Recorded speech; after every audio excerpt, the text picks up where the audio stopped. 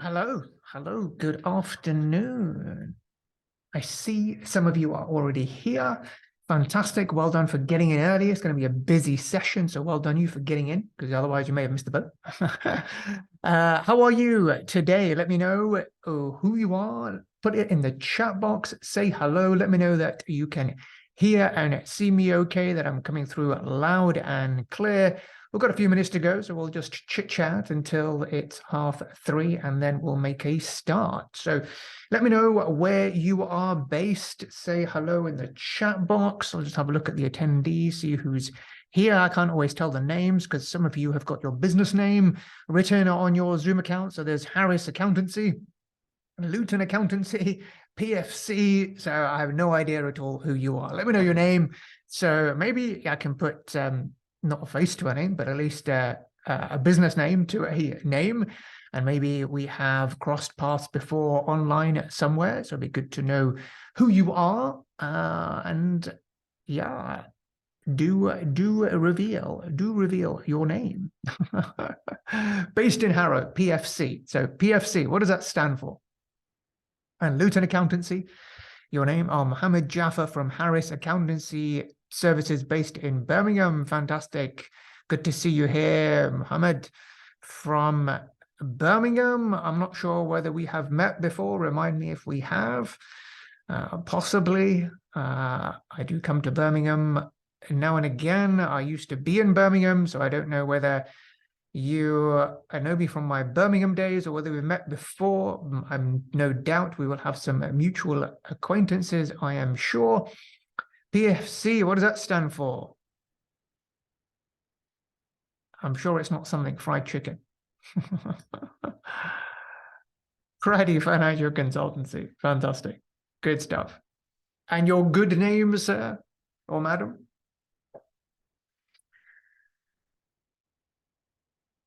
Pradeepan, good to see you. Fantastic. So I guess you can hear and see me okay, which is great. Always good to know that the audio and the video is working okay.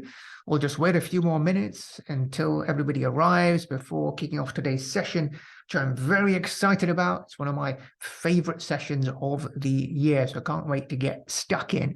Whilst waiting, do share what's going on in your world. What are you most hoping to gain from today's session? So if you're a guest, I'm guessing some of you are guests and you're not PAC members. So if you're a guest, just, you can let me know that you are a guest. There's more than one of you here. There's probably going to be over 50 guests in today's session. There was a lot of guest pass claimed.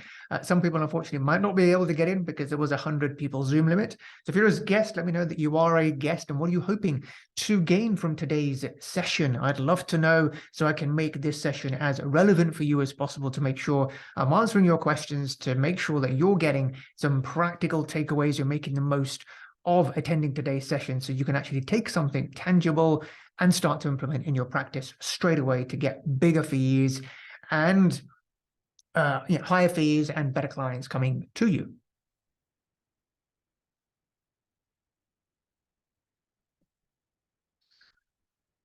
Just arrived. Let me know in the chat box who you are. Type your name in the chat box and where you're based and whether you're a guest or a PAC member. I guess if you're a PAC member, I'll know you. If not, if you're a guest, just let me know that you're a guest. Attending today's session, I can see a few more of you have arrived since I last asked you to put your name in the chat box.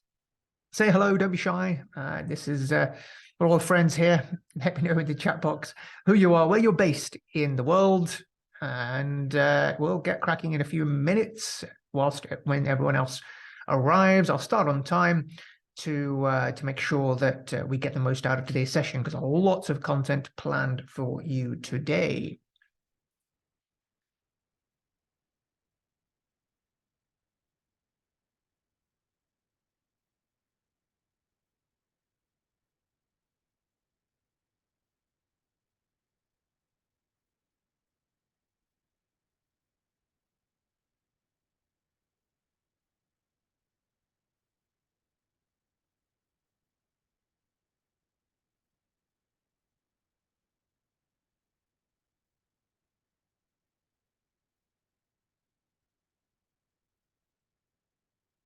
Okay, who just arrived, let me know in the chat box. who you are, where you're based in the world. Say hello in the chat box so we can get it going.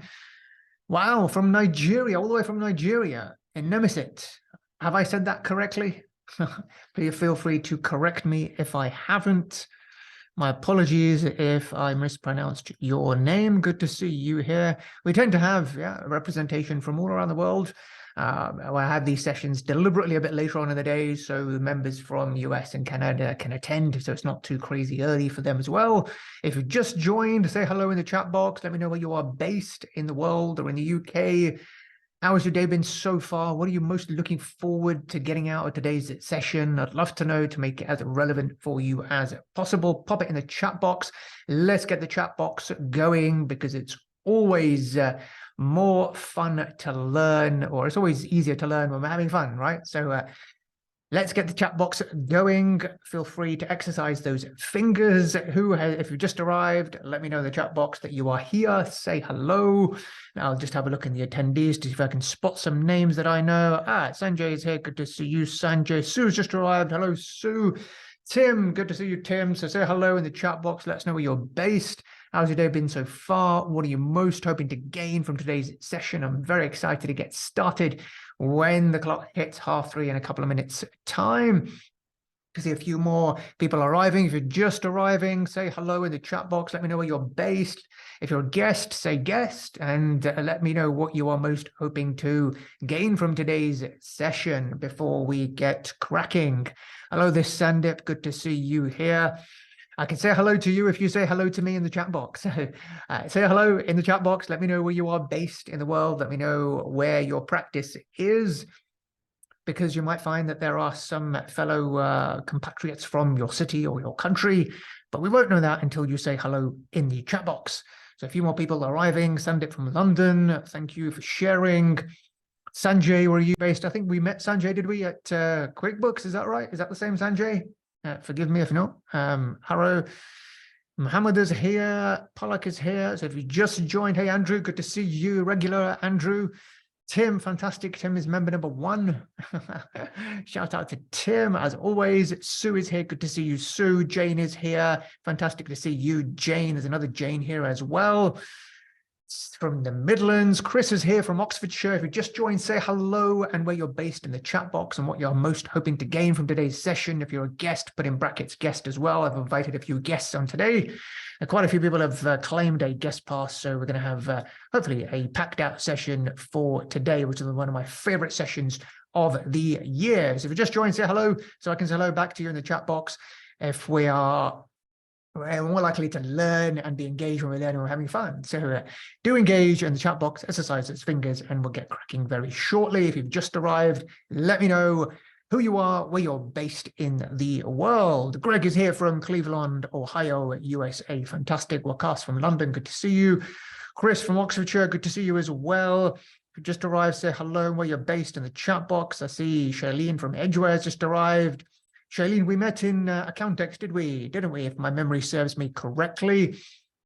Gary from Oxfordshire. Stephen from York. Hey, Stephen, good to see you. Mohammed from Milton Keynes. Yasser from Lancashire, good to see you. Munawar from London, excellent. Everyone's coming in thick and fast now. Stig from Norway, excellent. With a Scandinavian representation now as well. Great to see that. If you're just joining, say hello, and we will get started very quickly. Phyllis and Liz from Fareham, my hometown. Good to see you both here as well. Palak from Edgware, excellent.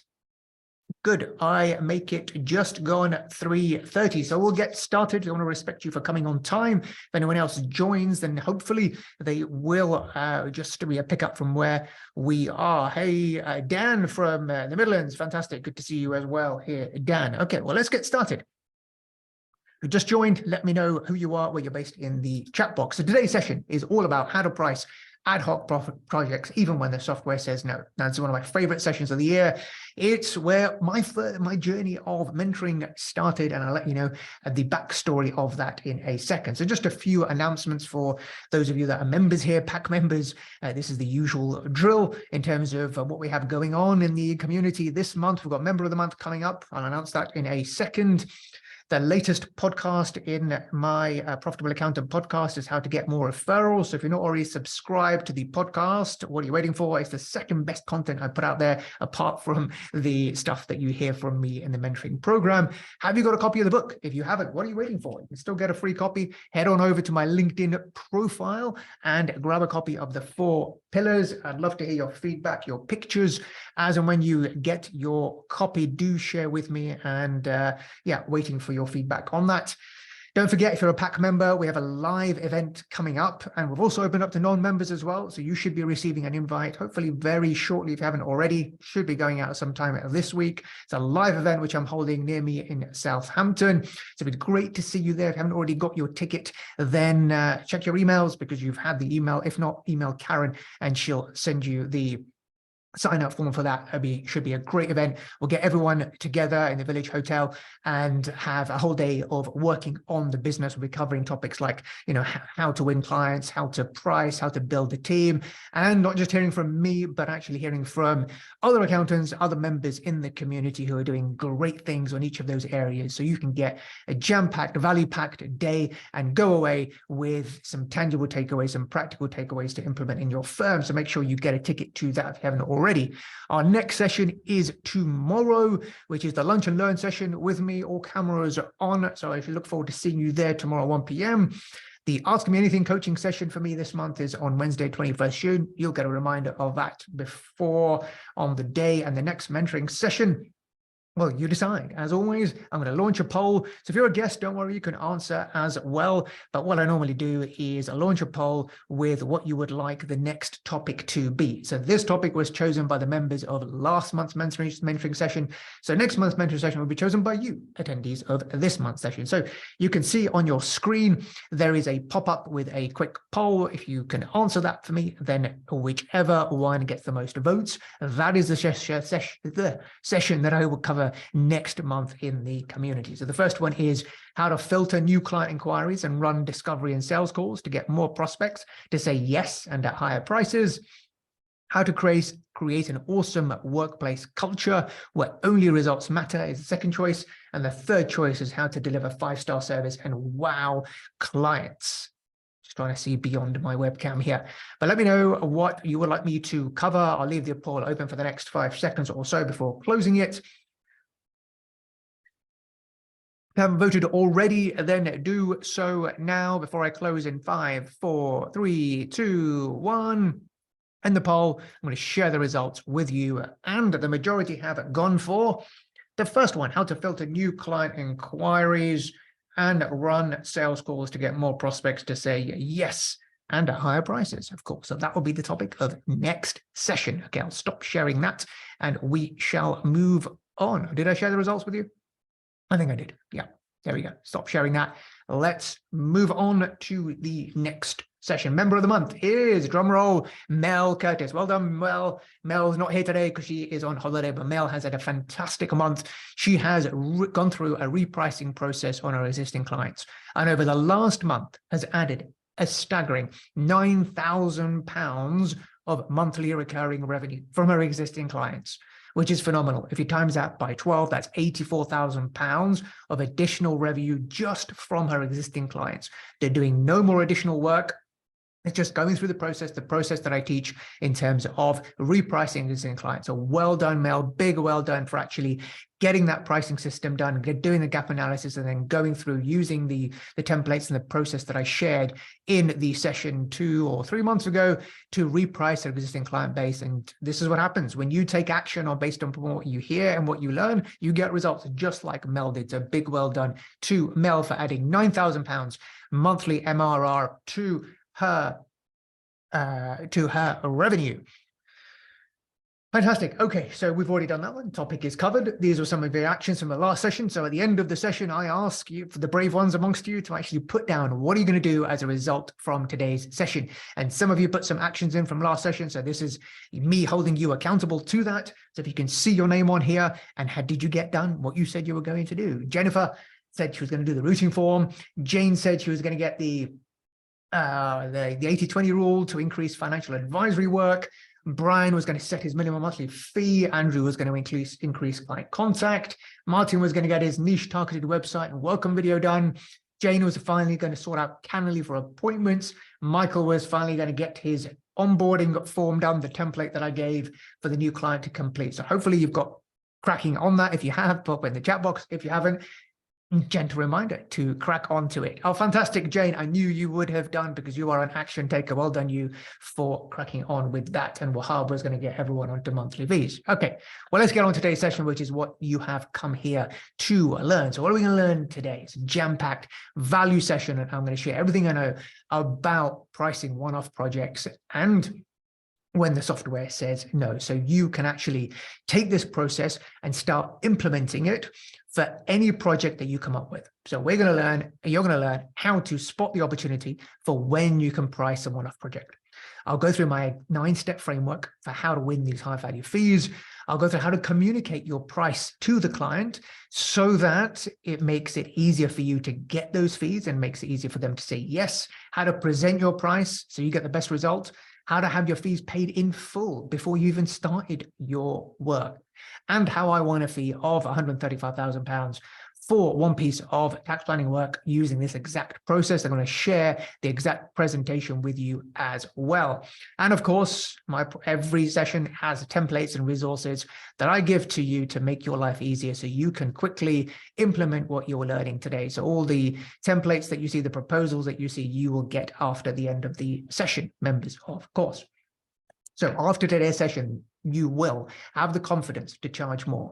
You'll know how to spot those opportunities for pricing one-off projects.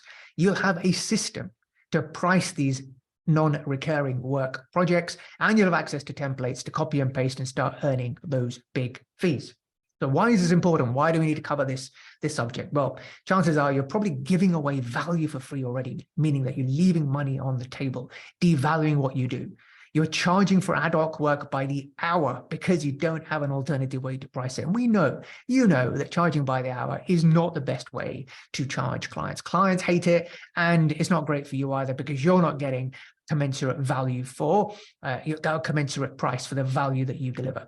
And you feel aggrieved when clients don't value what you do. They start to quibble about your prices and say, how come it took, why did it take so long? Because nobody wants to pay for your time. Nobody's paying for your time. What they're paying for is a result, an outcome, and a solution. So another question for you, I'm going to raise a poll at the moment before we get into the detail on today's session. I want to know from you, what is your default when having to price a one-off project at the moment? So if I launch this poll, let me know, out of the options that you can see on the screen, when you have to do something that's outside your normal recurring work, what do you do? Do you charge by the hour? Do you do it anyway for free? Do you ignore it and hope it goes away?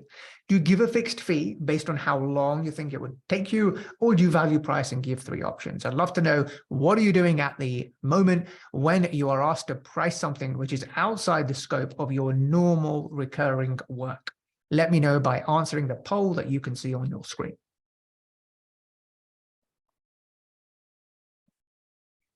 Okay, I'll give you 5 more seconds to answer if you haven't already. Okay, I can see that nearly 75% of you have answered. So I'll give you 5 more seconds. 5, 4, 3, 2, 1. I'll end the poll, share the results with you. And okay, as good as at least most of you are giving a fixed fee, but still based upon how long you think it will take you. There's a sizable chunk, 23%, charging by the hour. There's 8% of you that are doing it anyway for free because you haven't got a system, I presume, to price it. And there's a small minority who are value pricing even 3 options. Fantastic. Okay, well, hopefully we're all going to learn a thing or 2 from today's session then. So, and that is absolutely correct. This is the typical default. It's the same way that I did it as well before I came across these concepts and started to learn about pricing psychology and behavioral economics and all the rest of it. The typical default is absolutely resorting to time-based billing, or we do it without charging, or we procrastinate and delay and ignore it and hope it goes away until the client gets fed up and they go and ask somebody else, or we just refer it to somebody else and miss out on the potential opportunity to win a value-based fee.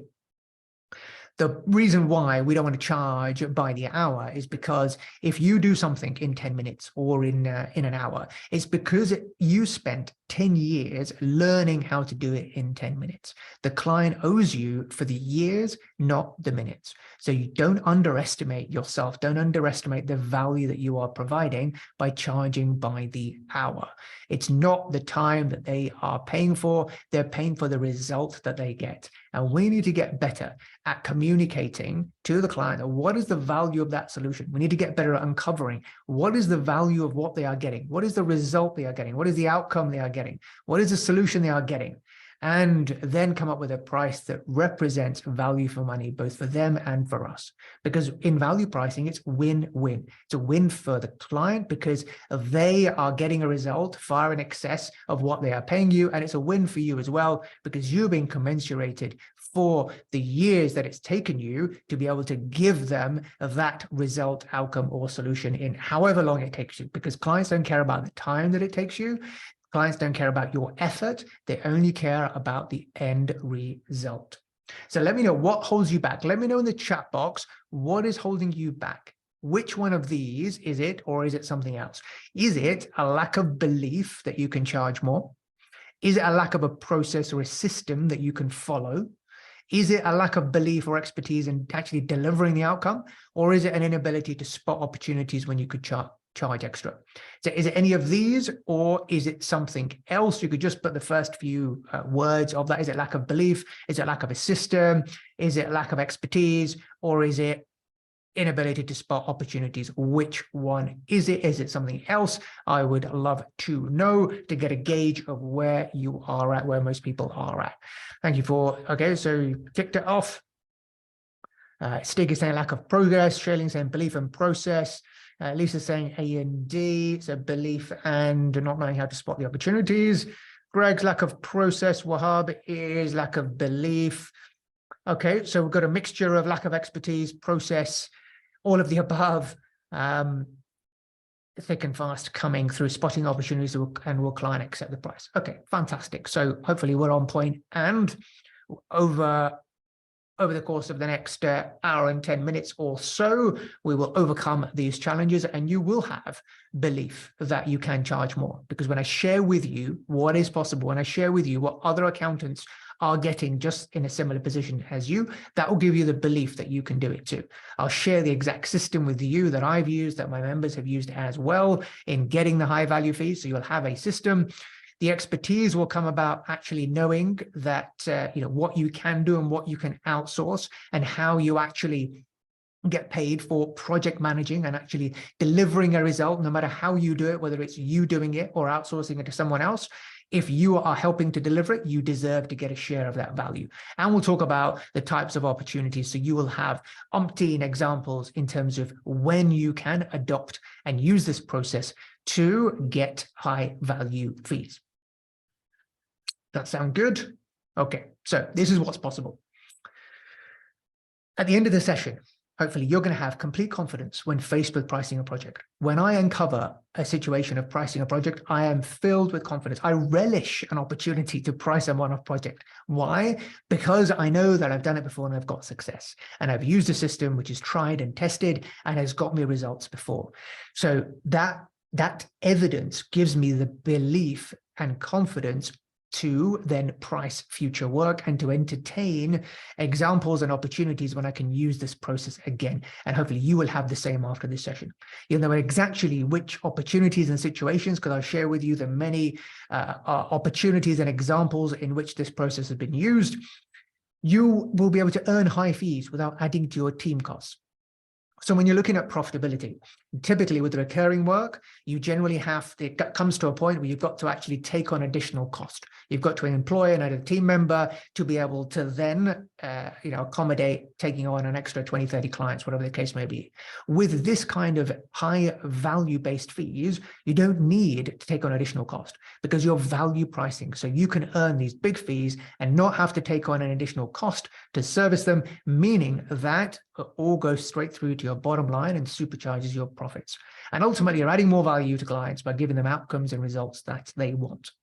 And this is what is possible. When I started to first do this, 7, 8 years ago, we're starting with big fees of 30,000, 60,000, and the one that I've talked about a lot of 135,000. You don't need to be an expert either. Yes, I'm a CTA, but I don't know it all. I reach out to experts to help me. But the good thing is that they don't know how to price. So I reach out to experts that I can pay £600 an hour to, because they're still hourly charging, but charge the client a value-based fee because I know how to price. And that's what you're here to learn. If you can get better at pricing and actually get to the bottom of the result and the outcome and the solution you're giving the client, which ultimately comes from understanding their problem better, then you too can charge fees like this.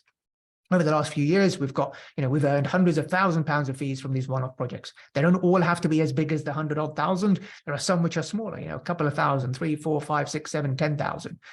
But ultimately, we're able to do this without taking on any extra cost, without employing any additional team members. So this flows straight through to our bottom line. Just imagine what difference it would make in your life and your firm if you were able to get a few of these a year. It will be that kind of cream profit that will enable you to do the things that you want to do, to take that holiday, to move house, to buy that dream car, whatever it may be. Applying this framework will help you to earn those profits to do what you want to in life. And it's not just the results that I've been getting, but also many of my members who've implemented this process have also got similar results. So Bev here, who used the 9-step process, she was going to charge a fee of 3 to 4K because she didn't really know how to price. She went through the training, she used the 9-step process and got a fee of £11,000, which was the top option, and the client agreed of paying in advance. Another one here from Shah, who wasn't going to charge anything at all, but then use the one-off pricing training that he attended, the same training that I'm delivering to you today, and got a fee of £7,000 when he was previously wasn't going to charge anything. And he got the whole thing paid in advance as well. Here is Jeff, who used the same process to get a fee of £17,000. He normally would have charged 6K. Tom won a fee of £20,000 for maybe 1 week's work, all told, as he says. And then they get bigger and bigger. So you got Ahmed here, who used the 9-step process for pricing a tax planning project. I think it was an incorporation. The client signed on the spot for a 67K tax planning project, and he was over the moon, way more than he would have got if he was charging by the hour. And the best thing is you get the agreement from the client upfront, and it's all paid for or agreed to be paid for over in installments. And then I think the biggest one of all is Tej, who's probably on this call, or maybe you're not on this call, but he's in the community. He won a fee of $76,500 as well. So if these accountants can do it, then you can too. They are no different from you. They are sole practitioners, handful of employees. They have just taken the process. They have gone through the training. They have then applied the process that I'm going to share with you and got those results. So if you've said that you lack the belief that you can charge those fees, hopefully that you can change that thought now. This has hopefully given you the belief that it is possible. If they can do it, if Tej can do it, Ahmed can do it, Bev can do it, Shah can do it, then you can do it too. Okay, so let's start on the 9-step process. What is this 9-step framework all about to consistently and confidently win high value fees? So let me just share a quick backstory as to how I came up with this 9-step framework. So as you know, my journey of back in 2014, I was struggling, pricing by the hour, working long hours, keeping timesheets. You know the story. Then I joined a mentoring program from Mark Wickersham. You probably know him. And it was actually not too dissimilar to what you're on now. So he only had once a month, 90-minute sessions. Mark didn't have a practice, whereas I do. So mine's a bit different, it's a bit more real. And it was 1 session a month for 90 minutes. And I would sit there diligently. I would make time in my diary to make sure I attended those sessions each and every month. And I would take notes, and I would then start to think about, or over the course of the next month, implement whatever I could implement from that session, I would try it out and would test it out, and I would start to get results. So as I start to get results, that gave me the belief and confidence that I can get bigger and better results. So I continued that process of implementing, and then started to read more widely because, through Mark's recommendations, and I went out and started reading books on pricing psychology, on behavioral economics, and learning from people like Ron Baker, and that was fascinating. And And then, so to give you an example of what they look like, it was fairly basic. At the time, I was learning about, before I was charging by the hour, then I was introduced to the concept of, giving options and actually building up the value and communicating the value through a tick list technique. So whatever little I was learning, I started to apply. And even it was in a little email, an Outlook email with a little table and 3 prices. But I started to see results from presenting price in this way, rather than just quoting an hourly fee. And the end in terms of, I still didn't know how long it was going to take, but by putting in a table like this, what ended up happening is I went for numbers and put in numbers much higher than I would ever have got charging by the hour. And clients were saying yes. So I thought, well, why have I been doing it by the hour for so many years, when actually, if I get better at actually presenting the price, communicating our value, understand what the client is looking to achieve, give them options, give them certainty, and actually link my price to the outcome they're getting, then I'm going to get a better result. So as I'm doing this, I am then building up a framework without even realizing it, but start to kind of getting better and better at implementing what I was learning. In 2016, I had an opportunity to price for an incorporation. I had no idea how much to price, but I started to use a little bit of what I was learning in terms of, right, what is the result the client is getting? What are we helping them get? If there is a number that I can use, like a tax saving. So I started to use that more and more. And I learned about the power of anchoring, which I'm going to go through and talk you through in the course of this session, and how powerful anchoring is in terms of how we come up with, or how we decide whether a price is reasonable or not.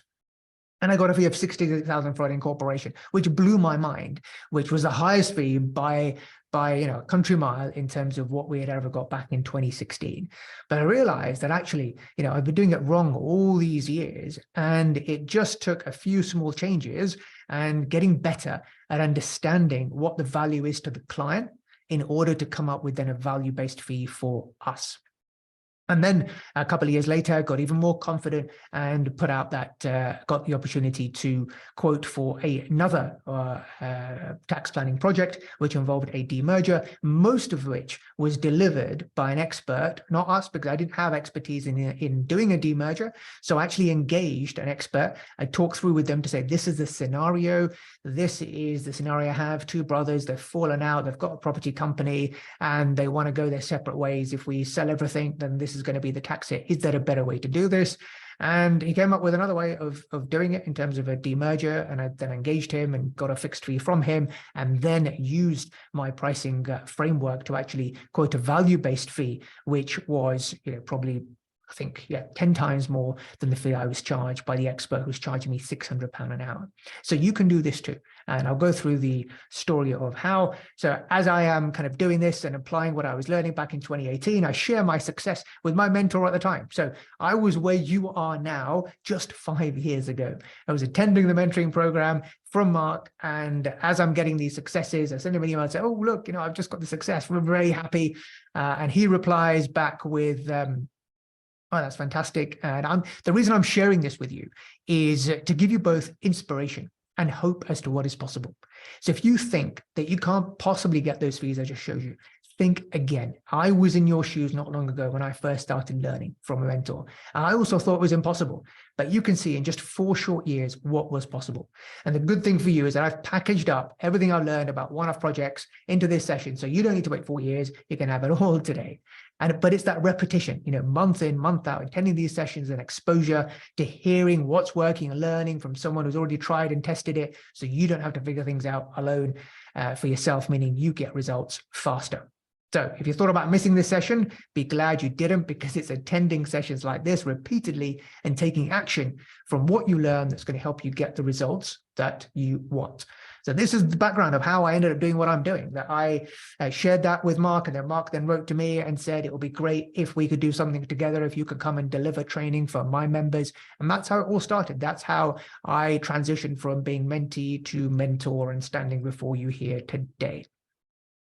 It got to the point, though, that we were then ended up being competing for business because I was building up my own membership on the side, which was agreed. And then it got to the point where it was kind of, we were kind of competing with each other, and we therefore went our separate ways. Amicably, of course, we still get on very well. And Mark also wrote me a very kind testimonial for my book recently. Anyway, moving on about the framework. Let's talk about the framework. When can we use this 9-step framework?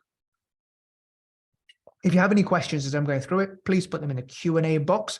The chat box you can use for anything else. Anything I ask you, you can put in the chat box.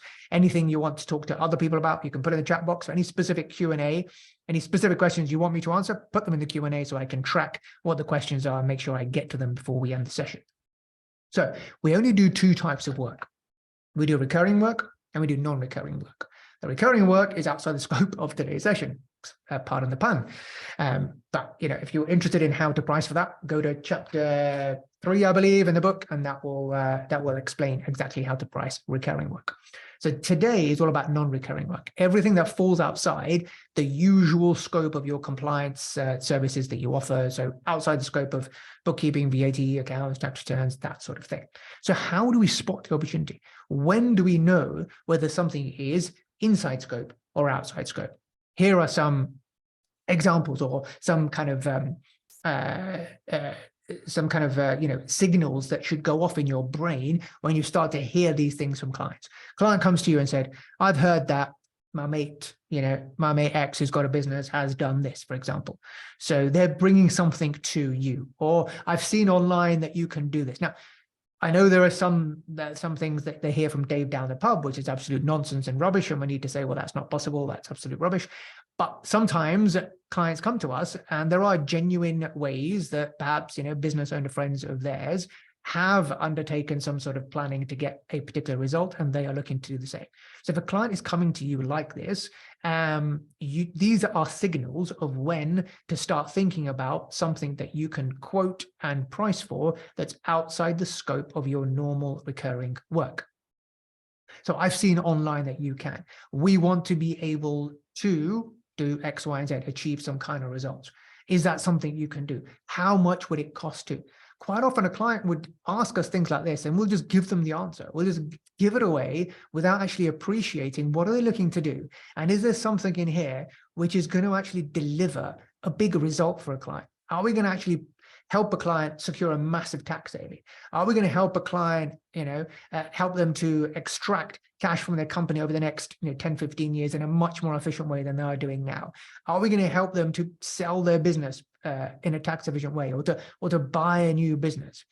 So these are the kind of signals and statements that you want to look out for when, in order to be able to spot the opportunity of when something is outside scope.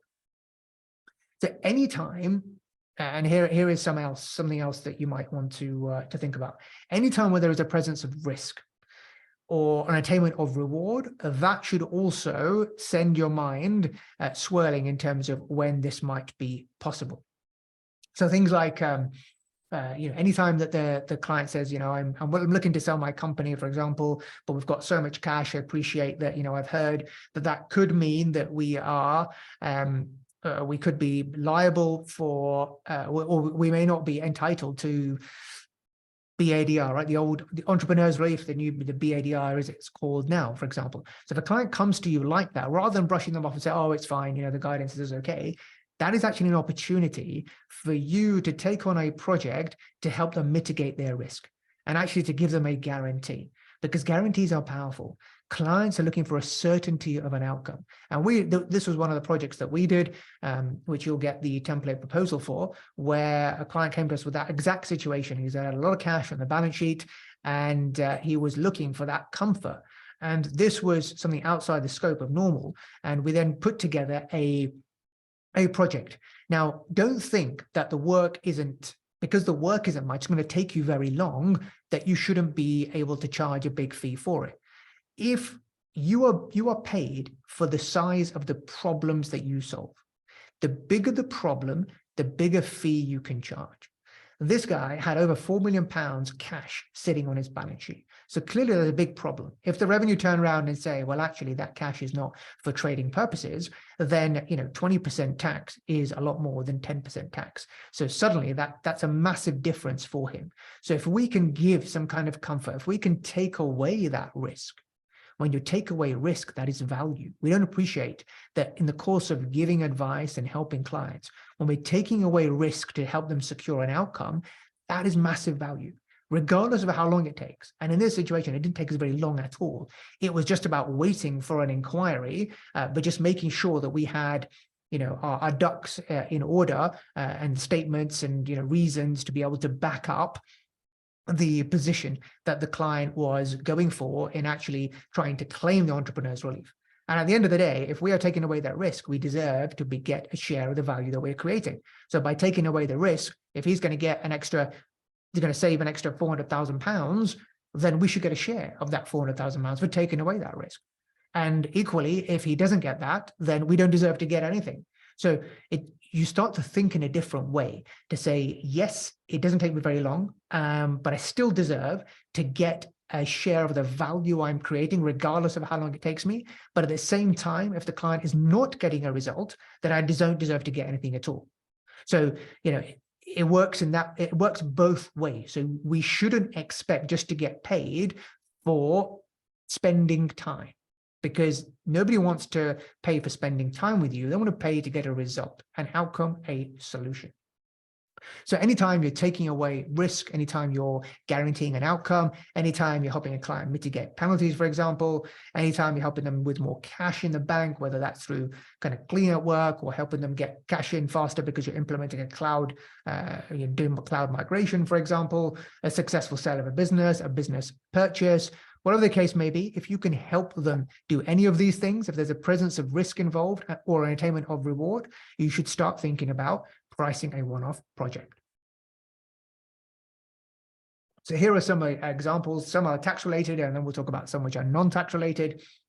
So anything from incorporations, demergers, you will have come across these, IHT, trust planning, group structure. So the tax related ones are fairly easy to price because we can come up with a number that is the kind of economic value of our solution.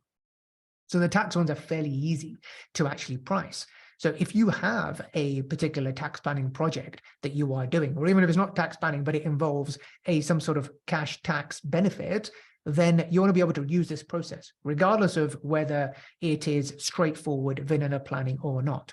If it's helping the client to secure an outcome, to reduce their risk, or to get a cash saving, then you deserve to be paid a share of the value that you are creating. So whether it's helping them with disclosure process or CGT planning, we've done a project with main residence relief, so just helping the client to secure the main residence relief. And again, mostly this is due to seeing what the circumstances are, and then giving an opinion on that, but giving a guarantee, which is the powerful bit, which we'll talk about. And you deserve to be paid for taking a risk away. If you are guaranteeing a solution to the client, you deserve to be paid a share of that. And chances are that regardless of whether you're explicitly saying that you're giving a guarantee, you're giving a guarantee anyway. Any advice that you give, if it backfires and the revenue come down and say, sorry, that didn't work, and the client is no better off after taking your advice and paying you, whether or not you've given them a guarantee and they've paid extra for it, they're going to come knocking on your door and saying, well, you gave me that advice and it didn't work. And now the revenue asked me to pay the tax back anyway, and interest and penalties. They're going to come knocking and gunning for their fees back from you. So you may as well use that as an opportunity to charge a premium for taking the risk away. So in more cases than not, you're getting a premium for helping take that risk away and guaranteeing the certainty of outcome to the client. So other ideas, EOT, depending on how well versed in tax you are, but you don't necessarily have to know how to implement all of these things. As I said, build your network, build a network with people who have solutions for these things, for these common problems that you can then help deliver on behalf of your client. You become the project manager and get better at pricing, and then connect with the tax experts who can deliver the end solution, charge you by the hour or charge you a smaller fixed fee because they don't know how to price. So you get the the cream profit, as it were, for essentially project managing and helping the client deliver that end outcome that they want. Doesn't have to be necessarily related to tax. There are other types of project where this framework can also work. Company formations, cleanup work. No, that's the case where Bev used it for cleanup work. Profit improvement project, if you're helping a client to increase their profits, for example, this can work. Strategic planning, price consulting, you're helping a client to actually make more profit as a result of doing some advisory work to help them with their pricing. Due diligence, that's helping a client to take away risk. Sale and purchase of a business plan as well. So all of these things are examples of when you can use this framework. The idea is you want to, for whatever you're doing, try and think about how you can productize your solution. So you will have heard companies talking about smart company structures, for example, OpCo, PropCo, HoldCo. Now, a smart company structure is simply it's just a company with different classes of shares. You're probably doing this as well. You probably can use someone like Inform Direct to be able to set up the company in this way for next to nothing. But somebody now calling it smart company structure and talking about the benefits of it can now charge multiples of what you're charging. So just by calling it a smart company, they can charge now, £500, £600, £700 for a setup of a smart company, rather than what you're charging at the moment, which might be, £100 or £200 for a company setup. The more you productize your solution and convey the benefits and advantages to your client, and then stack them on top of each other to demonstrate what the client can achieve by having a smart company. For example, if they've got separate classes of shares, that means that they can split the dividends between family members, between spouses, which means that overall they're going to make estimated tax savings of X. Once you communicate it in that way, then you too can charge, £700, £800, £900 for company formations, smart company formations, as opposed to what you're charging at the moment.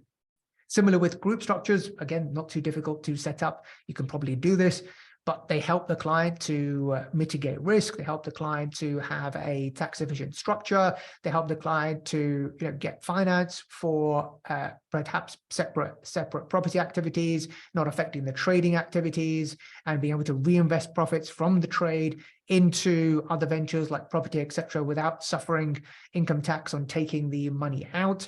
All of the straightforward stuff that you can do. But if you can productize this and get better at communicating the value of this, and the fact that the client can generate savings from doing this, not just cash savings, but also mitigate the risk from structuring their affairs in this way. They can have a war chest. Their holding company is their war chest, meaning that if something happens to their trading company, the dividends they've hived up are protected. Any property they've bought is protected in separate subsidiaries.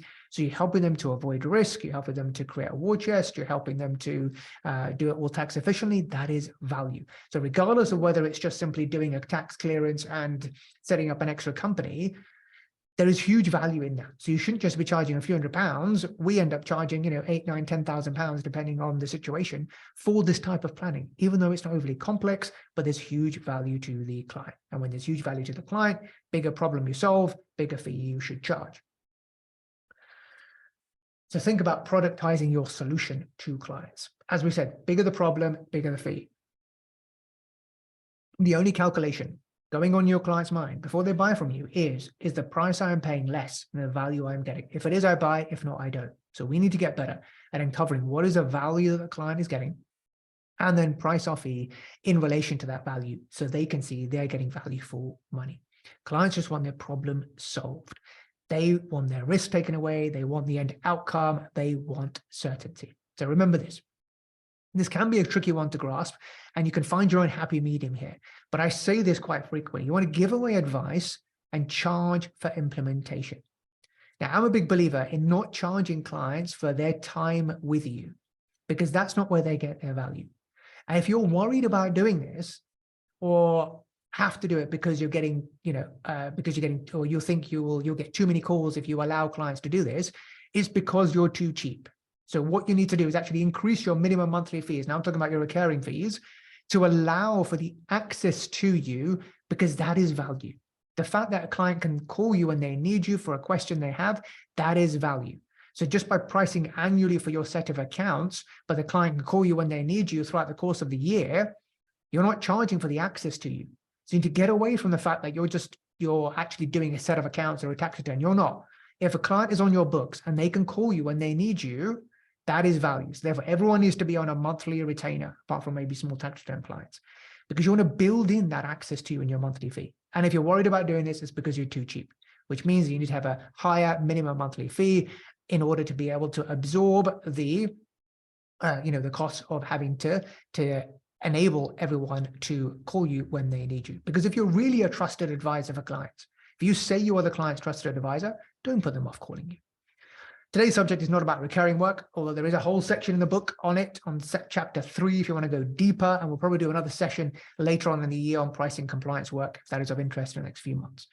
But in essence, give advice away freely. But when it actually comes to doing something, so actually filing some forms, doing a clearance, registering a company, engaging in a process to help sell or buy a company, then that's when you charge. That's when you do the 9-step framework, which we'll get on to now. So this is it, the 9-step framework, which we're going to go through, and I'm going to show you examples of some proposals that you can take away and start to implement this the next time you have the opportunity to do so. So this is the 9-step framework that I use every time to price a project that I'm faced with, and it works every time. So much so that I relish opportunities to price projects now, as I have this proven system, step-by-step process, together with templates that I've used over and over again to easily price any process. So the first step is the fact find. And we'll go through each of these in turn. The second step is to arrange a time for a second meeting. The third step is preparing that proposal. The fourth step is using the magic of 3. Let's just move on to step 1, because we're going to go through each step anyway. And by the time I've gone through the 9 steps, you've probably forgotten what they are. So anyway, first step is the fact find. This is where we want to actually have a meeting with the client to understand their problem. What is their problem? What are they looking to achieve? So this is where they've come to you and they said, okay, fine. Well, we're looking to want to buy a business, or I've heard we can do this. Is this possible? Or we've got all this cash built up in the company. What can we do about it? It's worrying us. We've got finance, we've got creditors knocking at our door, but we've got cash in the company and we're worried. Hear them out. Find out what their pain points are, what their challenges are, what their frustrations are. That can be one way of doing it. If you have already productized your solution, then you can be proactive with bringing it to clients who you think will benefit. So you do this both ways. One is a reactive way, where the client comes to you with their challenges and their frustrations, and you identify and get to the bottom of what it is they're trying to achieve, to then figure out, is there a solution to this problem? If there is a solution to the problem, then you can use the process to price up a solution if you have a solution to it. But the key is you don't want to give away the answer freely. You want to ask more questions, really uncover as to what are they looking to achieve. Don't attempt to diagnose their problem or give a solution straight away, because as they say, prescription without diagnosis is malpractice. Ask for more info if you need to fully understand what the position is, what they're looking to do, what their current situation is, whether it's their current kind of tax position. Say they are a property investor and they've got lots of properties in their name. What is the value of their portfolio? What their mortgage is? What the income? What tax are they paying? So you have all the information that you need in order to then come up with a price and come up with a proposal if you have a solution for it. It's worth you spending the time to do this, because the value that you're going to get pricing the solution will more than outweigh the couple of hours that you spend in coming up with and spending the time in the meeting, and also then spending the time doing the proposal. Ultimately, you want to find out, what is the uncertainty they have? What do they want to achieve? What risks do they foresee? And what have they done already to try and solve their problem? Step 2 is to then arrange a second meeting, because you need time to then prepare your proposal. You get everything from the client that you need, and then you'll then say, okay, fine, I'm going to review everything. I'll ask you for whatever you need. Again, what you're doing here is you're giving confidence to the client that you're not just going to give them an answer just off the cuff. You're going to take the time to review what they've given you and to ask for anything else you need, to then come back in a second meeting to present the solution if you have one. So again, between the first and second meeting, if you're not quite sure what's possible, this is when you can tap into your wider network. You can then start to consult with tax experts. I've got this problem. Is there a solution for it? And if there is, then you can get the nuts and bolts of that solution. You can then say to them, ask for a quote for dealing with it on a white label basis, or as a consultant to you, for example, whatever works for you. So you can then go back, and even in some cases, I've actually asked the tax expert to say, can you just lay me out a proposal, lay me out some, some examples and diagrams of how this may work, and then use that to then be able to put into my proposal with the client as to, this is what's going to happen, this is how it works, this is the tax, benefits that you are going to get. So get whatever you need and arrange the second meeting to go through it with the client. The client will value that you've taken the time to invest in that initial research. And this is the time in between the first and second meeting to prepare your proposal. But get that second meeting arranged, or make sure that you ask that client to book in a second meeting with you, because that is when you'll prepare the proposal. Never send the proposal out by email without taking them through it, either on a Zoom call or face-to-face. That is really important, because when you do that, all you are is a number on a page. Part and parcel of building up value and communicating value to a client is actually doing it over a meeting and showing them a proposal in real time. When you don't, all they will do is flick to the page which has the number, and they'll look at that number and they'll make an on-the-spot decision as to whether that's too much or it's okay. But with that, you will lose your opportunity to actually communicate and build up value if you do not have that second meeting in person. So the third stage is to now prepare the proposal. And what we want to do here is we want to show the client that we've understood what their current circumstances are. So actually, when you're going through your proposal, the first thing you want to do is to just state what the client's current situation is. And when you meet with the client again, the client will value that, because they'll appreciate, oh, he was listening the first time, or she was listening the first time, and yes, they are my circumstances, and it'll give them confidence in you that you have actually understood what their current position is. You've understood what their current portfolio might look like, what their current tax situation might look like, and they can see it in their in the proposal that you have done. This is your chance to build and communicate that value. And this is where you want to have, package it beautifully, increase the perceived value by having a PowerPoint presentation. I'll show you some examples in a second of ones that I have used. You want to include a price anchor.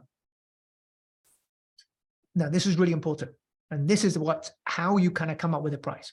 So the most common question I get asked is, so how do I price it? What number do I come up with? Well, this is where you have to do some thinking around what is the end result? What is the solution that you're giving for a client? Like I said, if you can figure out what a potential tax saving is, or an extrapolated tax saving is, then that is the economic value of your solution to the client. So you can price based upon that. And in terms of the percentage, then, arguably that's up to you what to use. If someone came to you and said, I'll give you, you can get 100, you can get £100 next week if you give me £50 today, I'd take it, wouldn't I? So, whatever proportion you feel is appropriate, you can use. So it may be 5%, it might be 10%, maybe 15%, it might be 20%. But you can see how that works from R&D claims. You've no doubt come across these R&D providers who charge 20, 25%, and your clients are happily paying it. Why? Because they can see an end result. They know that they are getting 80% or 75% of the benefit of that solution, and they're only giving away 20%. Do they care how long it takes for the R&D company to put together that report, or how long it takes them to do it? They don't care in the slightest. All they care about is the end result. All they care about is, okay, does that represent value for money for me? I'm paying them 20% to get 80% back. Yes, it does.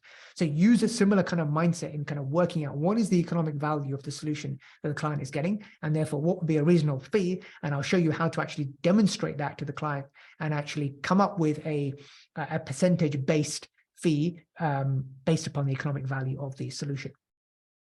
So let's move on to, let me just show you how to put together a proposal. So this is something that you're going to get in the resources as well from today's session, those of you that are members.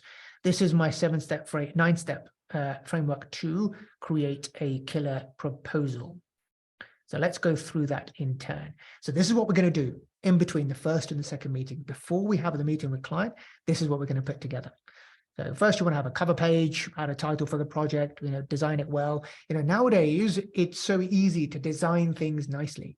PowerPoint has design ideas. You can get, your assistant just to type stuff up and then use a designer feature within PowerPoint. It's on one of the tabs, on the design tab to do it, or you can give it out to a freelancer for next to nothing, $15, $20. You can get your PowerPoint nicely designed from somebody based in the Philippines, for example. So there's no excuse these days not to make things look pretty, because it's so easy for us to do and so cheap for us to get things to look good these days. So the first thing we want to do is actually have something which is personalized for the client. So they can see this is a proposal for me, and when they see it, they see their name. Nothing better than the sound of someone's name. They can see their logo, the picture of their business, whatever it is. It makes the client feel good that you have actually taken the time to personalize a proposal for them. Then what we're going to do is restate the objectives. So everything that you've heard in that first meeting, you want to reiterate to the client so they feel that you've understood what they're looking to achieve. Don't think that this is repetition. It's not. The client has been busy. It's been a week or two since the last time you met them. They want to know that you have understood what they're looking to get. They themselves want to be reminded as to where they are and where they want to get to see whether there is value in the solution that you're offering. So something like, your key objectives is the typical slide. One of the slides that I would use from one of the presentations. So I think in here we were looking to, put together an propco type structure. So just kind of coming up with a few bullet points of their key objectives that you would have taken from that first meeting with them. The next thing you want to do is to outline the key risks. So this is where your value is, because you are taking away risk for them. So regardless of how small you think that risk is, there is still a risk.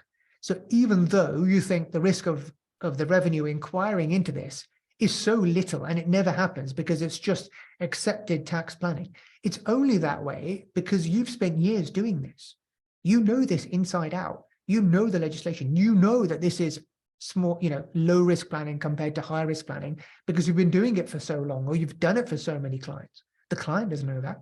The client wouldn't be able to have that level of comfort in submitting their returns or putting the structure in that place in that way, the same way you do, because they don't have your experience. So don't belittle your experience and your knowledge by saying that there isn't any risk whatsoever. There is always a risk, because the whole of legislation is just one person's interpretation. Everything we do is our interpretation of what the tax code says. So regardless of how little the risk is, you want to put in the risk, because again, that's what we get paid for. We get paid for taking risk away. So whether it's inquiry risk, the risk of tax authorities challenging, raising an inquiry, whether it's penalty risk, the risk of the client being hit with penalties and interest because the returns haven't been put in correctly, the loss of money, so losing out due to poor representation, for example, in a buy or sell business scenario, these are risks. So what we want to do is talk about the risks and talk about what the worst case scenarios, or what is the potential that they could pay if they don't do anything at all. Now, it could even be that, it doesn't matter how simple your tax planning is. If you are using any sort of relief, it's because you know about that relief. Regardless of whether that's a widespread relief and that all accountants would know about it, you're assuming that because you think that all accountants are like you. But there are some accountants who wouldn't know about it. Some accountants wouldn't have the level of tax knowledge that you have. There are some accountants who are not qualified, who, just trying to wing things, who have no idea at all. They wouldn't know that this relief exists, even though it's so straightforward. So don't underestimate the value of your knowledge and put in the potential tax that the client could pay, assuming they weren't aware of any reliefs whatsoever, no matter how simple and straightforward those reliefs are to obtain. So you want to say, what is the big problem? And this is where this is what I call the anchor. We need to put in a number that can demonstrate what the economic value of your solution is. So whether it's, this is the potential tax payable if you did nothing, if you didn't, take advantage of the solution that we have, this is the current scenario. So if you did nothing, this is what you would end up paying. So this is your current estate, and at 40%, it is this. Regardless of the fact there are some simple, easy wins to make, it doesn't matter. It's only because you know that based upon your years of experience. But what is the kind of the headline number before any simple or non-simple reliefs are taken into account? So you want to present that problem. If nothing is done, then this is the amount of tax payable. This is the potential amount of penalties. Quantify the numbers as much as possible, because this is the anchor. And what I mean by the anchor is, and this is the pricing psychology coming into play, that pricing psychology says that any number given to us prior to us making a buying decision will affect our perception of that price when we're making a decision. Any number. So there was an example of, they did, tests on this where there were some students in a room and they were asked to write down the last 2 digits of their social security number, completely random number. And then they were shown a keyboard, I think, and asked, how much would you pay for this keyboard? And they had no idea, so, and then they looked at the responses given from these students in terms of how much they were prepared to their keyboard. And there was a direct correlation between the last 2 digits of their social security number and how much they were prepared to pay. So the higher the last 2 digits of their social security number, the higher amount they were prepared to pay for this keyboard. So totally unrelated, completely random number had an impact on their pricing decision or how much they're prepared to pay for that particular keyboard. Now, I'm not saying use completely random numbers here. We don't want to do that, but we want to use a number that gives the client some sort of context, because with pricing, we have no idea whether a price is reasonable or not. So we look for comparisons. We look for some contrast, the contrast principle, to see whether the price we're being charged, the price we're being asked to pay, is reasonable or not. So the way we make our price look reasonable is by providing that contrast, that anchor to determine and work out for ourselves, is that price represent value for money or not? And, when we're pricing the VFO, VFD type work, that's why we say, if you were to hire in-house, it's going to cost you 50, 60, 70,000 pounds. Our solution is 10, 15,000 pounds. The client has got a contrast now. They've got an anchor. And that's how you get those big fees, by using an anchor and using contrast when you are presenting your price. Again, another thing here is to actually use the word investment as opposed to cost or price, because it is an investment. They are paying you something to get a higher price, to get a higher return back.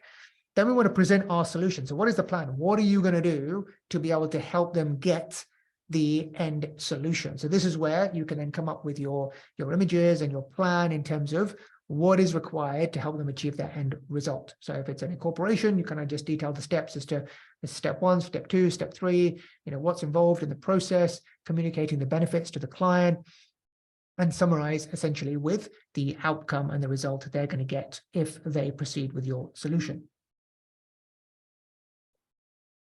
We want to communicate the value, have a detailed scope of service section, break down everything you need to do.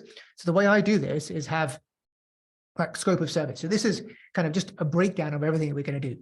All this is doing is helping up to build the value to the client, to say this is not easy. So no matter how easy you think it is, it's never easy. So you want to think about, okay, well, what is everything involved in this particular project? No matter, even if it's, just setting up a company, just think, you've got to come drill deep into what is required. I'm going to have to research, and then I've got to review this and I've got to review that. Often we give things away too cheaply, and then we actually realize there's so much more to do. So take the time at the outset to actually come up with what is the scope of service? What is everything that we're going to have to do? And then bullet point it and put a little paragraph, a couple of lines under each section as to what you're going to have to do. It just helps to build the value to the client. So the client see, actually, yeah, it's not just, an email or two here or there. It's not easy. This is all helping to build and communicate the value of your offering higher, so you can get a higher price for it. We want to reiterate the anchor again. So you want to have a summary section before the price to reveal, to show the anchor of not taking action. And then we want to present the price. So it's probably best if I show you an example of these price presenting techniques which work. So we want to use investment instead of price. We want to display 3 options, and I'll give you a reason as to why we want to do that. We want to go through each in turn, starting from most expensive on the left-hand side and least expensive on the right. You want to make your price seem smaller. So instead of using commas to separate digits, take the commas out, and rather than having any decimal points and things like that, you just have the number without the commas. Use the power of 9, 7, and 5. I wouldn't use 9 so much because it looks a bit tacky. 7 and 5 is a bit more classier. Chunk the price down by showing the payment over an installment period. Show any tax relief they will get to lower the perception of price, and give payment options. So let's see what this looks like in an example. So this is probably more valuable for you. You can see how this happens in a real example that I have broken down for you. So here we're going to use investment instead of costs or fees. Here we are starting with the most expensive one first. So what I've done here is actually name the packages. So that helps. Rather than just the boring gold, silver, or bronze, think about something else that you can attach as a name to the particular package that you want to present. So I've come up with no risk package, peace of mind, and essential, and then listed out everything on the left-hand side. So you'll see here, these are the titles of everything that we had in the scope of service. So you had the scope of service, which you told them this is exactly what's required, kind of talking them through all the steps required to get to their end result. And then when they get to this side, because they want to know how much it is, you've gone through the whole process of what is required. Now they want to know how much. So you want to give them the price there and then so they can make a decision. And so all you've done here is then take the titles of each of those scope of service lines, use this tick list technique. The reason we use this technique is because the human brain likes shortcuts. We want shortcuts. We don't want to have to, go through big paragraphs, wade through lots of text to get to the numbers that we want. We want someone just to kind of tell us how it is quickly and efficiently so we can make a decision. So the easier you can make it on the eye, the easier make it when you're presenting it to the client, the easier it will be for them to make a decision. Now we want to give 3 options. The reason why I want to give 3 options, because of the contrast principle, because we want to give choice to the client. As buyers, we hate to be sold to, but we love to buy. And research has shown that when you give people 3 options, you get a better result. And this is why that you are presented with 3 options when you go and buy your coffee from Starbucks. You're presented with 3 options when you go and buy your iMac or your iPhone. You're presented with 3 options when you go and buy your buy a premium car. There was 3 options, and then you then spec up each one of those. 3 options works. I don't use 3 options at the moment for my recurring work, but I do use it for non-recurring work every single time, and it works. So what we're doing here is we're given choice. And what you want to do is you want to start with the most expensive on the left-hand side, because we read from left to right. Again, this is another example of anchoring at play. The first number we see is the number that's going to register in our minds. So if I see a smaller number and then I see a higher number, I'm anchored to the smaller number. So you want to show the bigger number first so that the other numbers then seem smaller, right? So you want to have the higher number on the left-hand side. So this is all the ticks you can see down here. What we've done here is include a fee guarantee. We've talked about the power of including a guarantee. In essence, we're giving it anyway, because if the client doesn't get a result, they're going to knock on your door and ask for their feedback. So you may as well overtly give the guarantee and get a premium for doing so. And I typically charge a 30 to 40% premium sometimes, depending on the kind of work that we're doing, for the client to get that benefit of completely risk-free, no-risk package. The unlimited support when needed, the HMRC defense package. So if I don't know what else to include, these 2 will always be in there. The HMRC defense package will always be in the middle option, and the fee guarantee will always just be in the top option. Allows you to kind of differentiate between those 3 packages. So what you're looking at here is good, better, best. You're looking at actually what is everything to get the end result is included in the essential. Then you're thinking, what else can I do to create a middle option that gives them a little bit more value? And so I've come up with peace of mind in this particular scenario. So here they're getting a few extra bits in here. And actually, HMRC defense is not included in peace of mind. It's only included in no risk package. Sometimes if I don't have anything else to include, I'll put the HMRC defense in peace of mind, and then I'll put just the fee guarantee in no risk package to help me differentiate between those 2 latter options.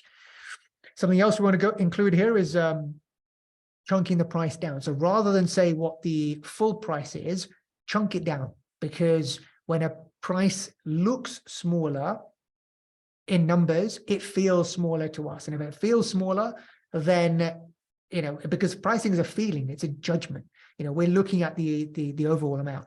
And sometimes our brain, we're too lazy to make calculations. So we'll look at 3 payments of $2,950. Oh, that seems all right. Rather than saying, that's nearly £9,000, just under that somehow. It's much better for it to look like 3 payments of $2,950. And typically in projects like this, we would allow the client to either spread the payment over, say, 3 months, because that's typically the duration of this kind of project, or pay up front to get a 5% discount. And that's coming on. The next stage is the authority to proceed. This is really important, and important for you to get this authority to proceed from the client if they want to go ahead. Now, it doesn't have to be, it's not your full-blown engagement letter. Don't worry about having to do an engagement letter there and then. If they want to proceed, what they do is they complete this one-pager, which I have created. And the reason why I created this is because I suffered buyer's remorse once. I went to a client and the meeting went beautifully. They said they were happy. I went through the price on screen with them. They wanted to go ahead. I came back to the office, started celebrating. And then we spent, a day or two getting out the engagement letter. And then we heard nothing. Silence. Chased up, didn't hear anything. Turned out they'd gone home, they talked it over with a business partner or spouse and backed out. And because there was no confirmation kind of in writing, no pen to paper, they felt they could wiggle out. But what you want to do here is you want to avoid that buyer's remorse by getting them. If they said yes, they want to go ahead, then before you go into the whole rigmarole of doing your AML and doing engagement letters, get them to sign a simple authority to proceed page. This is a game changer because it means you don't have to do anything until they sign this. So we send this out by DocuSign. They tick which package they want to go with. They tick which payment option they want. And this is really powerful. What you're doing here is, rather than, not knowing when to charge the invoice or charging right at the end, you want to get the payment pain out of the way early. So you're going to be paid, and the payment pain is taken out of the way before you do the work, because it's like a holiday, right? Paying is painful, but if it's done out of the way, then it's kind of forgotten about, rather than you doing the work and then raise an invoice. And then the client's like, well, that was this problem and it delayed this and delayed that. And then they take ages to pay. You want to get them to agree to pay and pay when they are most motivated to solve their problem. And that's why you want to do it at the outset and not wait until you've done the work or later on down the line to ask for payment. You get the payment agreed upfront, and either that is payment in advance for a 5% discount, or a number of installments by direct debit, 3, 6, 12, whatever it is, depending on the length of the project, whatever you want it to be, it doesn't matter. But get that DD signed, get that agreement for payment agreed at the outset before you do anything. That's really important. So that is the proposal. Let's go back to the steps. So we've gone through the proposal. We've talked about the anchor. How are we doing for time? We've got 20 minutes. So again, tax savings for the anchor, potential penalty, we've talked about that, cost of not taking action, so the monetary loss of cash, the time saving. We talked about how making it beautiful, design ideas. Yeah, we've seen that. We've seen the framework. We have talked about using the magic of 3, talked about how powerful that is in terms of the 3 options. The contrast principle, we spoke about that. Without contrast, everything looks expensive or cheap. The fact that we're clueless about price and that customers want to choose, and we don't know our own preferences. So you don't know what a client's going to choose unless you give them options in front of them. You can't assume the client's going to go for your middle option or your basic option. If you don't give them options, you don't know what a person's risk profile is. So we don't want to assume, or we don't want to project our own preferences on the client. We want to give the client choice, and in turn, we get a better result. And the reason, again, another reason why we want to give choices is when you just give one price, is an ultimatum. Kind of take it or leave it. They feel, oh, I need to go elsewhere. I need to get another quote. If you give 2 prices, it's binary. Give 3 prices, it's just right, as Goldilocks would say. Yeah. And it works because, again, this is an example of anchoring an action. You may have seen me talk about this before. There's a $1,000 steak on the menu. Why is that there? It's not really to sell the $1,000 steak, although a few people might buy it. It's really to make you feel that paying $30 for a burger is reasonable because it's really cheap in comparison to the $1,000 steak. So another reason why we want to do a 3-tier pricing, it's known in economics as price discrimination or price differentiation, is that we want to capture the premium here. So if you're only offering one price, you're limiting the revenue that you can earn by on this kind of demand price equation. Whereas if you offer an extra a premium price, then you're capturing that revenue that you would have, money you would have left on the table if you didn't offer it. So if you don't offer it, you'll never get it. And again, there's so many examples of this working in the real world. This is the Williams-Sonoma bread maker, an example that used in the book Priceless by William Poundstone. This was an upmarket bread maker. The first one, $275, was on sale, and it never sold. It hardly sold any units. And then they brought out a more expensive bread maker at $429, and then sales of the cheaper one went through the roof. Why? Because there was now a higher comparison. There was a higher anchor. There was something else to compare it to, which meant that the 275 one seemed reasonable.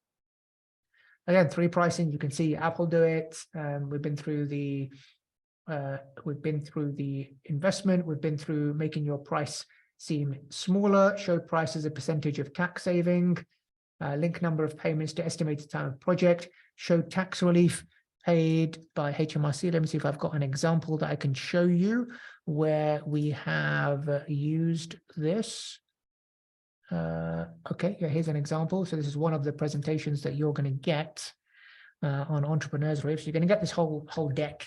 So you can kind of copy it as you see fit. But you can see here what we've done is we've got the investment. So we've broken it down, 4 payments by DD. We're then showing the tax relief at 19%. This is the corp tax relief at the time, because this was done during the time when corp tax was 19%. I know it's gone up now. So the net cost to the client after tax relief is just $4,010. So what we're doing here is we're chunking the price down. We're making the price look smaller. So anytime you can do that, you want to do it. So, the client is going to get tax relief. It's going to, this was something that would be tax deductible. Then, you want to show the smaller price, and then you want to put investment as a percentage of a possible tax savings. So you can see here by showing the client that actually when the client sees this, oh, it's only 1.6% of the tax saving, no brainer, right? But essentially there wasn't much work involved in this. This was more to do with, just giving the client comfort and taking the risk away for the client. That's essentially what they were paying for. But this is another tip that you can use when you are putting together your document. Oh, actually, I had it on the next slide anyway. Yeah, anyway, so investment as a percentage of tax savings. So here we've put it up here. You'll get the full presentation here. This was done a few years ago. I actually used 4 options in this case. Maybe I had lots more things to put in. Again, it's all about testing. Use at least 3. Sometimes, some cases, you might need to use 4. I probably wouldn't use more than 4, because then you get paralysis analysis, where if there's too many choices, the paradox of choice kicks in and we can't make a decision. We've got too many choices. So just be wary of that. You want to remove the commas. The more you have a price which isn't a whole number, the less pushback you will get from a client to ask for a discount, because it feels that it's more scientific. So avoid having round numbers like £3,000, £4,000. Have them either precise or have a 7 or a 5 at the end. Been through that. Where you're doing a big project and there is an opportunity for you to add in any options or upsells, then you can do that, because they will look smaller in comparison to the big project that you are doing. So for example, if you're helping a prospect do a particular tax planning project and there is an option for you to do a little bit of compliance on the side that they might need, like their tax return, then you can add that in as an upsell, and it will look small in relation to the big project that they are engaging you to do. So it's like when you're buying a pair of shoes from the shop. What they'll do when you get to the till, they'll say, oh, would you like the the shoe polish for £15? And you'll think, oh, okay, well, I've just bought a pair of shoes for £90, so £15 seems reasonable, even though I can get the same shoe polish down at the supermarket for £2 or £3, but it looks small in comparison to the £100 pair of shoes that I might have just bought. You can see here some optional extras, so you'll get the full deck where I shared this. Again, chunking it down, preparation of shareholders tax return. You can see here 795 plus that, if they wanted us to do that. Again, putting it all in the authority to proceed as well, so that when they get the proposal, when you're going it through with them and we send it out electronically, they can pick whether they want these extras or not. At the end of the day, if you don't offer something for sale, you can never get it. So you may as well offer these extras when that client is in buying mode. and offer anything that is linked to the whatever they are doing with you. So think of anything associated that would be a benefit to them. So rather than saying 6-10 months down the line, oh, by the way, now because we implemented this tax planning project for you, there's a bit of compliance that needs to be done. There's a EMI return that needs to be done or something, or Form 42, and it's this much extra. Yeah, you don't want to do it that way. You want to do it at this time because it's more likely that a client will buy it from you at this stage and feel it's good value for money when they're paying you a big chunk for a larger project. The written commitment, don't want to suffer from buyer's remorse. We've been through that. And then once you've got that authority to proceed signed by the client, then you want to issue your formal engagement letter, get the client to sign up to direct debit, get the payment paying out of the way, get the payment in before you do any work. So whether that's payment in advance or it's a signed direct debit for them to pay over X number of installments, whatever that is, you want to get that payment sorted. Never just agree to do work and then not talk about payment because it's too uncomfortable. Never do that. The client wants to know. The client, if they've got a problem, they'll be happy to pay you or to agree to pay you. And if there's any quibble about that, these are your terms. The client wants the problem solved. If they want the problem solved, they're happy to pay for it. And that's how it should be. And then obviously deliver on your promises. Do what you say you're going to do, over-deliver, exceed expectations, and celebrate with the client once they've achieved the result that you are helping them for, and ask for the referral once they're over the moon. If there's anyone else that you can help do the same. So I said I'd share with you the £135,000 proposal. So here is the pricing page from it. You'll get the full deck if you want to see it. I mean, it's probably a bit boring for you, but we can have a quick, we've got a couple of minutes left, so happily take you through it. You'll get the full deck anyway. So here it is, obviously taking the client's name out. This is all to do with demerger. So this is where we talked about, what options they have to split their portfolio. It was two brothers, had a big property portfolio, they'd fallen out. And so these were the two options to them. Either they sell all the properties and then take out the cash themselves, or sell half of their shares to the other party. If they did that, what were the implications? It would cost them 2.8 million in option number one. It will cost them another 2.8 million in option number two. Here's an alternative solution. This to do a demerger. Talked about the summary of the demerger, and if you talk through the actual semantics, and again, this is building up value, going through how it happens, which the expert helped me with. They helped me with some of these diagrams, so I was then able to convey how it works to the client. This is the end result. Points to know, and what's their investment? Well, if they went with those two options, they would either pay 2.8 million, or they pay 2.87 million, or go for the demerger and pay no tax at all. But of course, to do the demerger, there is a cost to do that. What is the cost to do that? This is our cost. So we said, so this is, again, this doesn't look as nice as my most recent ones because this was done back in 2018. And obviously I've improved the look and feel of my proposals since then. But we came up with, I had no idea what price to come up with. And I probably could have got more, but I went with, even 5% at the time when I was putting it together.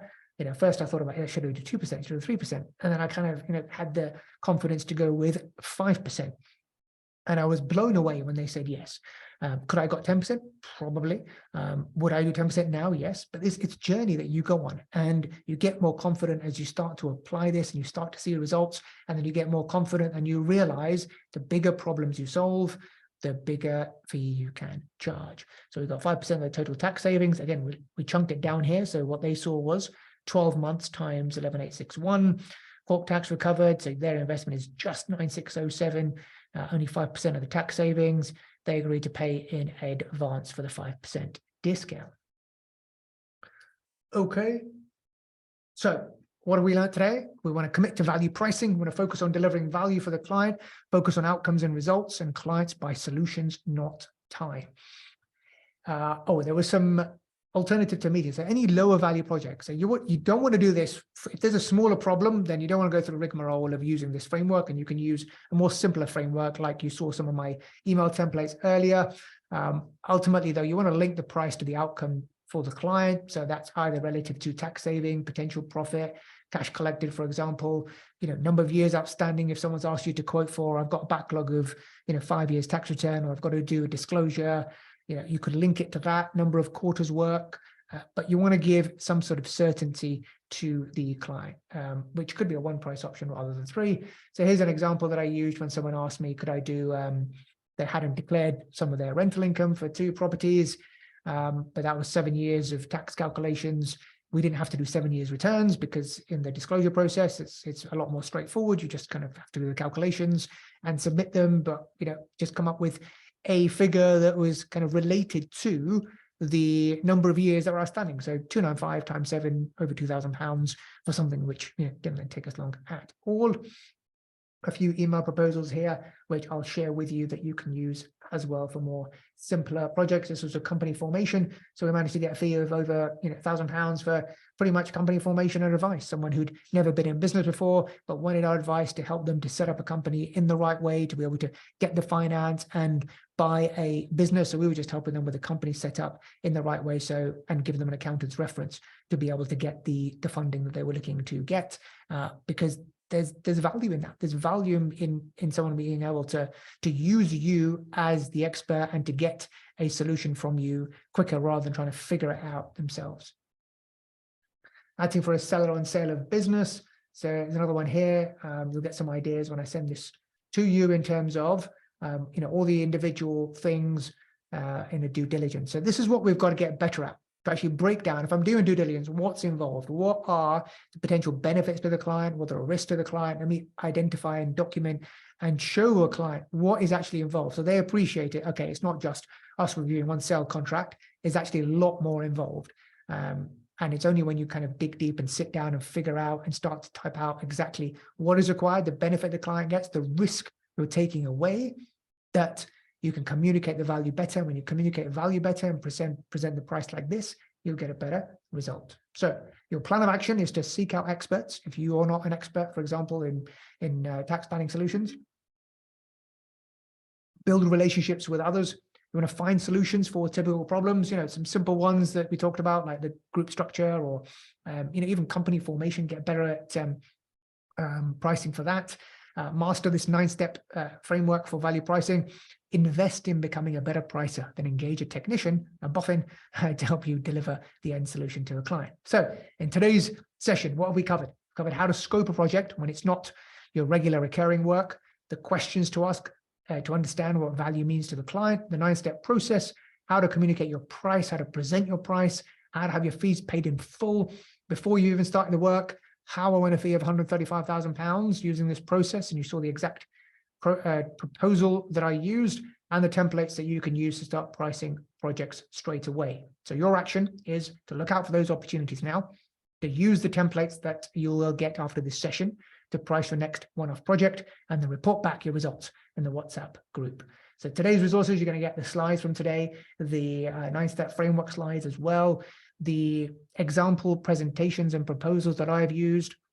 There's a few of them. There's one I did on entrepreneurs relief, there's one on restructuring, one on SSE planning, one on property incorporation, the group restructure with Holdco, and also, it's not been added on here, but the £135,000 proposal as well. So enough from me. Now I'm going to come and answer your questions, but let me know in the chat box. Are you there? Was this valuable? And most importantly, what action are you going to take as a result of today's session? What's been your one big takeaway? I'd love to hear. Put it in the chat box. Let me know whilst I look at what's gone in the Q&A and start answering your questions. So if you're a guest here today, then I hope you've had value. I'll let you know how you can get access to the proposals and templates by email. So make sure you check your inbox in the next hour or so. Members, of course, you will get, as usual, all the resources from today's session straight after the session. So let me know in the chat box what action you can take. What was your one big takeaway from today's session? And if you've got any questions, we've got another few minutes, so I'm happy to answer them. Okay, John is asking, are you guaranteeing to pay the tax and fines too if planning doesn't work? No, absolutely not. No, what you're guaranteeing, essentially, if you are guaranteeing the client a result and they're paying you fees to do so, if they get the result, then happy days. If they don't get the result, then they are no worse off than they would have been had you not helped them out. So they would have paid the tax anyway. And they're no worse. If you pay them the fees back, they're no worse off. So the guarantee is only around the fees they are paying you rather than the tax. Tax they would have paid anyway had they not come to you. They've only kind of lost out on the fees. So they paid you the fees in order to not have to pay the tax. If they have to pay the tax, then that's fine. You give them the fees back, and they're in the same position as they were. You don't need to pay the tax and the fines. So we've answered that one. Sam is asking, when I get a tax expert in a project, would I need to inform the client that another expert will involve in the project? That's up to you to do so or not. You can, it depends on how comfortable you are, it depends on your, PII cover, how much awareness you have of the tax issues, whether it's white labeled, how much comfort you have over the advice that you're getting and over the firm that you're using to deliver the end result. So it's about, checking out their track record and being open with because there's many technicians and experts who will happily white label it for you or be your consultant where you are the front with the client and they will support you and help you to get the end result needed in terms of whatever that solution is for the client. Hope that helps, Sam. And Sam's asking where to find these high-end fees to be able to charge 50 to 100K. Is it via networking or door knocking a client to show your services?